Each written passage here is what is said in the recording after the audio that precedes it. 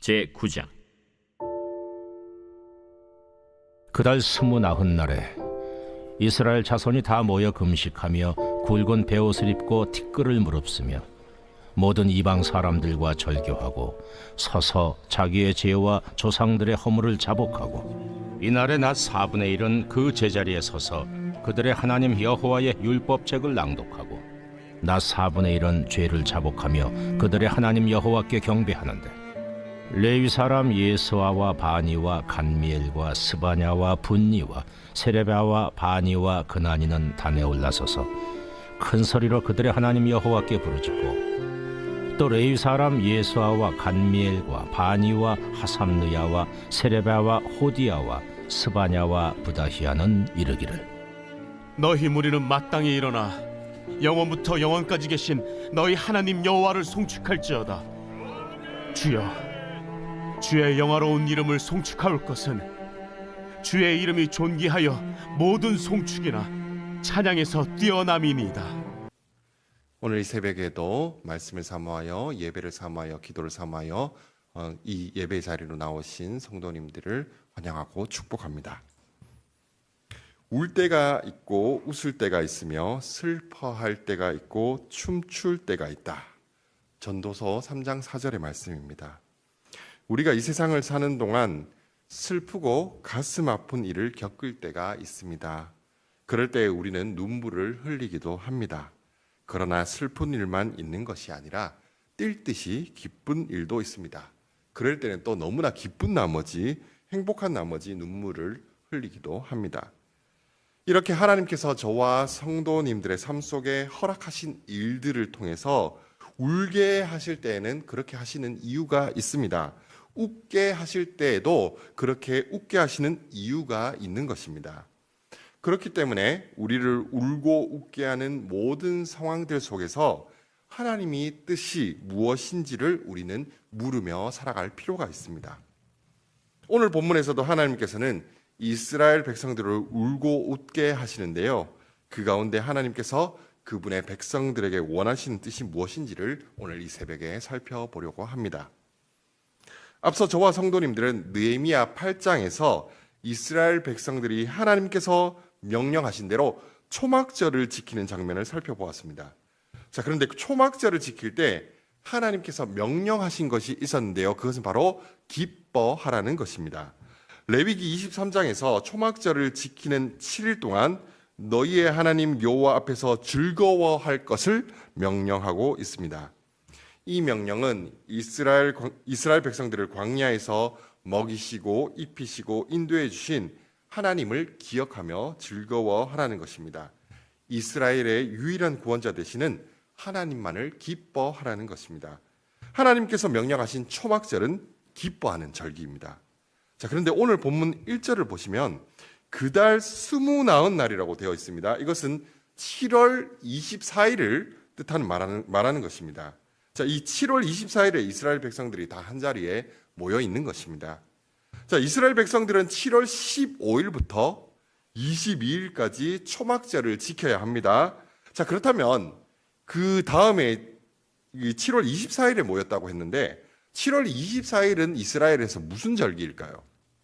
이 날이 무슨 날이기에 이스라엘 자손들이 다 모여서 금식하고 회개하고 하나님을 경배하고 있는 것일까요?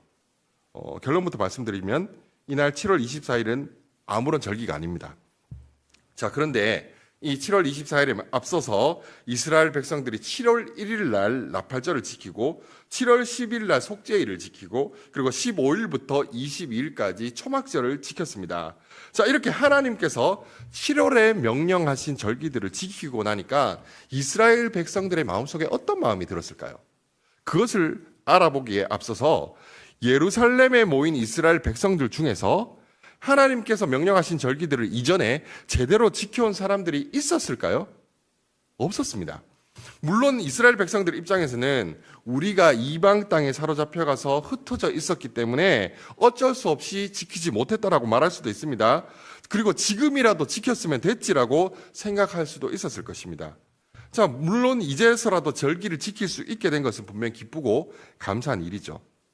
그러나 한편으로 이스라엘 백성들의 마음속에 하나님을 향한 말할 수 없는 부끄러움이 일어나지 않았겠습니까?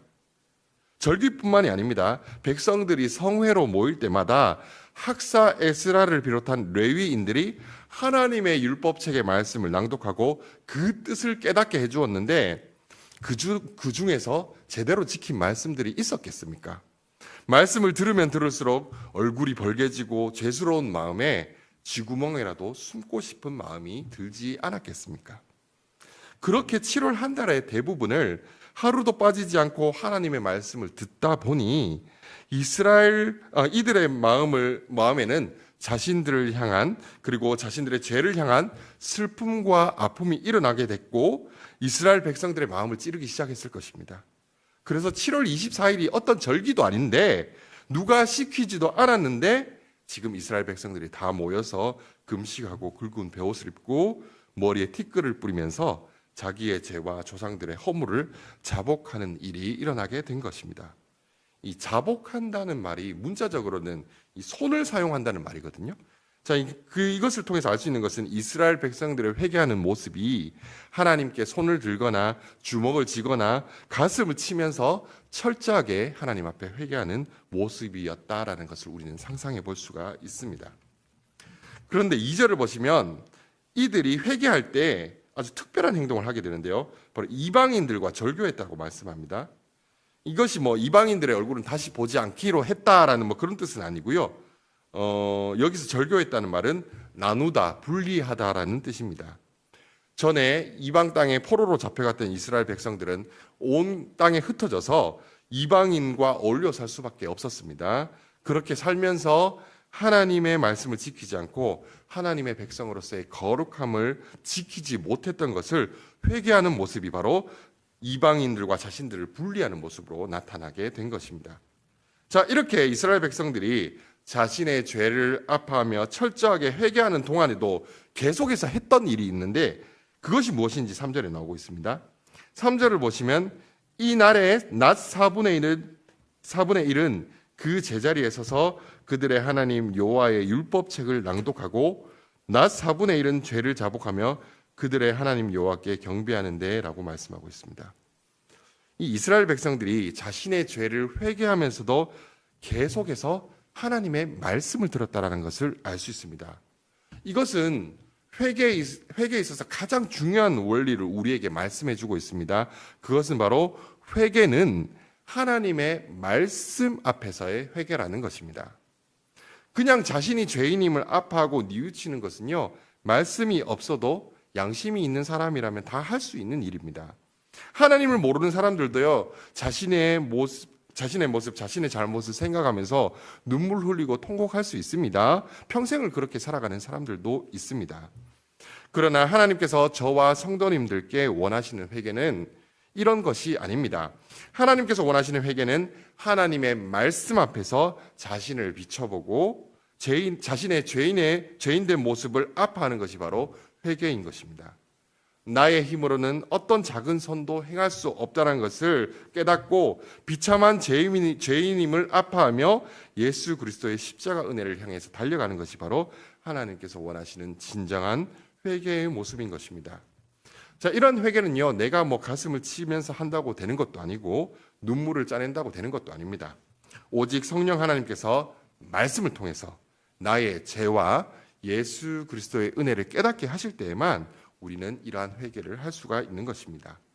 오늘 이 기도의 시간이 성령 하나님을 의지하며 죄를 깊이 회개하는 은혜의 시간이 되시기를 소망합니다. 하나님의 말씀을 듣고 그 말씀 앞에서 자신을 바라보았을 때 온 백성들이 자신들의 죄와 허물을 자복하는 깊은 회개가 온 이스라엘 백성들 가운데 일어나게 되었습니다. 자, 그런데 이렇게 말씀이 백성들의 마음속에 들어가게 되고 말씀으로 인한 깊은 회개가 있고 나서 그것이 하나님을 경배하고 송축하는 모습으로 오늘 이어져 가는 것을 우리는 본문에서 확인할 수가 있습니다.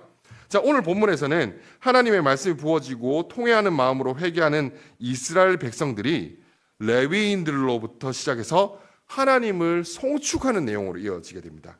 자, 그런데 이 송축이라는 단어를 사용할 때 이 송자가 어떤 송자냐면 길이를 송자거든요. 길이다.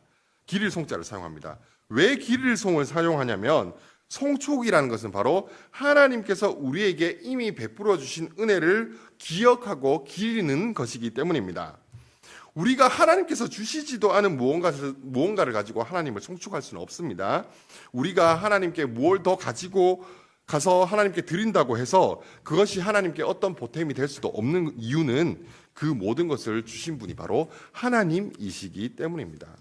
자, 그렇다면 우리가 하나님을 송축하고 높여드릴 유일한 길은요, 지금까지 하나님께서 나에게 베풀어 주신 은혜를 기억하고 그것에 감사하는 것 뿐입니다.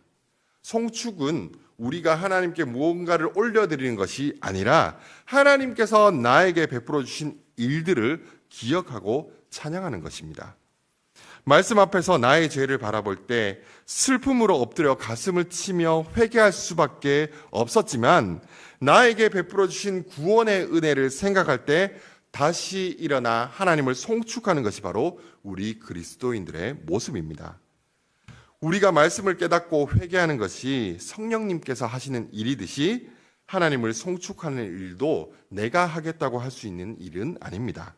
그렇기 때문에 오늘 기도하시는 가운데 하나님의 은혜를 다시 기억나게 해달라고, 구원의 기쁨을 다시 회복시켜달라고, 하나님을 찬양하는 삶을 살아갈 수 있게 해달라고 성령님의 도우심을 구해야 하는 것입니다.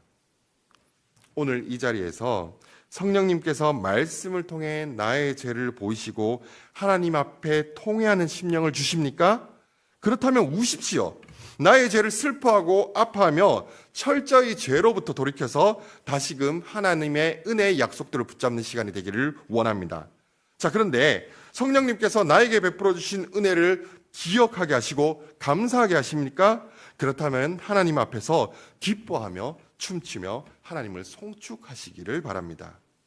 오늘 이 기도의 자리가 성령님께서 우리에게 주시는 마음을 쫓아서 하나님을 깊이 붙잡고 만나는 그런 복된 은혜의 자리가 되시기를 소망합니다.